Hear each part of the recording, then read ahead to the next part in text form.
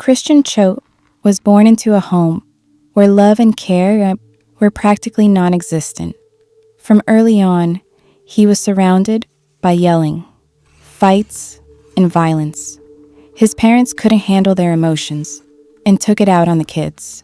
His father, Riley Choate, had a long criminal record: robbery, theft, DUI, fraud. He'd been arrested at least 8 times. At one point, he even served 2 years in prison. After his parents divorced, Christian was caught between 2 toxic worlds.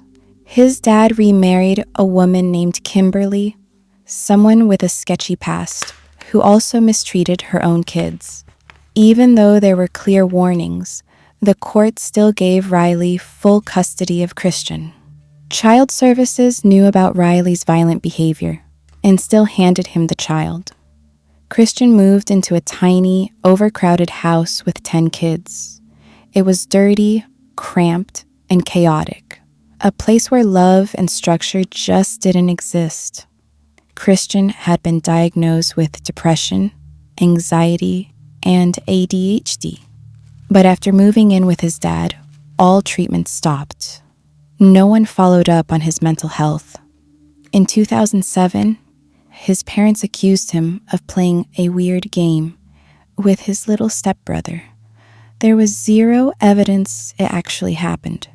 Most believe they made it up to justify isolating and abusing him. At first, they locked him in the basement. Then, in a cage. He was completely cut off. The other kids were told not to talk to him, not even to feel sorry for him. He stopped going to school because his bruises were too visible. Kimberly kept making up excuses. They claimed he was being homeschooled, but no one was teaching him anything.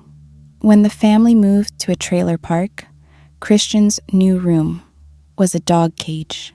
At first, they locked him in the bathroom. Later, he was kept in a metal cage next to the dad's gaming setup. After his second escape attempt, they locked the cage with 7 padlocks. He didn't stand a chance. The keys were right there, just completely out of reach. His sister Christina was forced to beat him. When she refused, she got punished too. Eventually, she started doing it even without being told. Christian was made to write letters and essays for his stepmother. The topics were cruel. Why do you still want to see your mom? Or, what does it mean to be part of this family? These weren't assignments. They were mental torture. From being locked up so long, he developed swelling and muscle issues. To fix circulation, they forced him into ice baths. Everyone in the house could hear his screams. Christian weighed just 50 pounds and had to wear diapers. He couldn't control his body anymore.